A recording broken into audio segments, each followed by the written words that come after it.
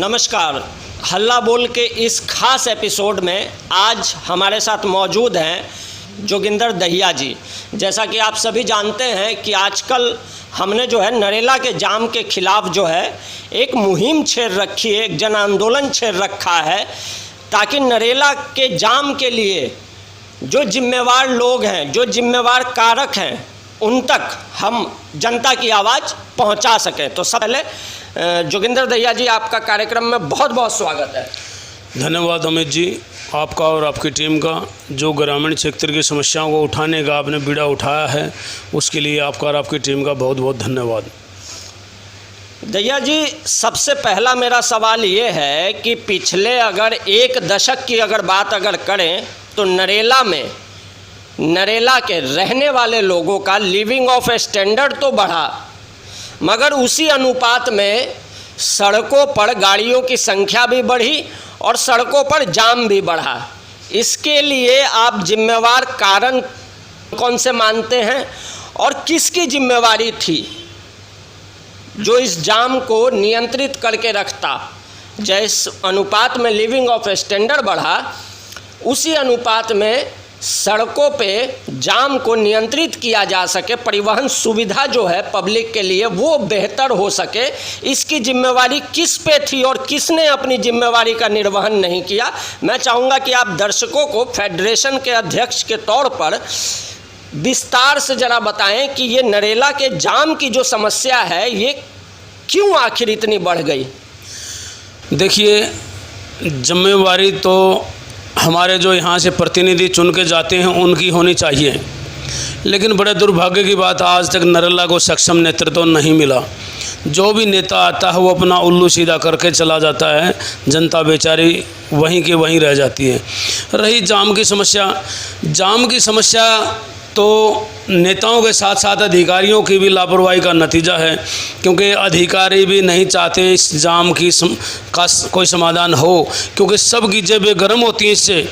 चाहे नगर निगम हो, चाहे दिल्ली पुलिस हो, या ट्रैफिक पुलिस हो, या पीडब्ल्यूडी हो, कोई भी विभाग हो, कोई अछूता नहीं है, सबके महीने बंधे हुए हैं। इसलिए नरेला में कहीं ना कहीं अतिक्रमण और जाम की समस्या एक भयंकर रूप धारण कर चुकी है, क्योंकि यहाँ कई बार देखने में आया है अक्सर एम्बुलेंस, फायर ब्रिगेड, पुलिस की गाड़ियाँ यहाँ जाम में फंसी रहती हैं। कई मरीजों ने अपने जान से भी हाथ धोना पड़ा है। ये बड़े शर्म की बात है। प्रशासन ने इस ओर ध्यान देना चाहिए और जितने भी अवैध कब्जे संतर पटड़ियों पर हैं उनको तुरंत हटाना चाहिए, क्योंकि प्रशासन एक फॉर्मेलिटी पूरी करता है, रेड मारता है, लेकिन पहले उनको इत्तला कर दी जाती है। फंसता कौन है उसमें? जो नया आया हुआ है वही फंसेगा। इसलिए प्रशासन इत्तला ना करके अधिकारियों को पहले सीधा किया जाए। सबसे पहले तो अधिकारियों को ठीक करने की बात है। नेताओं ने इस ओर ध्यान देना चाहिए। जो हमारे सेक्टर के प्रतिनिधि हैं उनकी भी जिम्मेवारी बनती है, जनता को राहत दिया जाए, जनता को एक अच्छी सुविधा दी जाए। लेकिन बड़े दुख की बात है, किसी का ध्यान इस ओर नहीं है। नरेला अनाज मंडी, नई अनाज मंडी के साइड में आप देखो, पीडब्ल्यूडी का रोड नाला कम से कम 4 साल पहले बना था। आज कई 100 झुग्गियाँ बना दी गई, जो पक्के ठिए कर दिए गए, जिनको बिजली के कनेक्शन दे दिए गए। ऐसा क्यों है? एक तरफ तो डीआरसी कानून डर दिखाकर लोगों को कनेक्शन देने से मना कर देते हैं कॉलोनियों में, दूसरा अवैध जो झुग्गी डाल दी जाते हैं उनको कनेक्शन दिया जाता है। वो किस कानून के तहत दिया जाता है मुझे समझ में नहीं आता।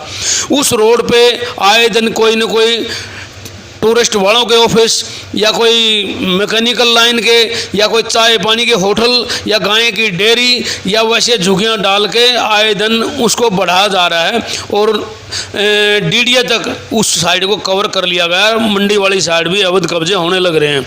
कोई दिन ऐसा जाता हो जिस दिन 1-2 झुग्गी नहीं डाली जाती हो। प्रशासन क्या उसको देखता नहीं? क्या प्रशासन का वहाँ आवागमन नहीं है?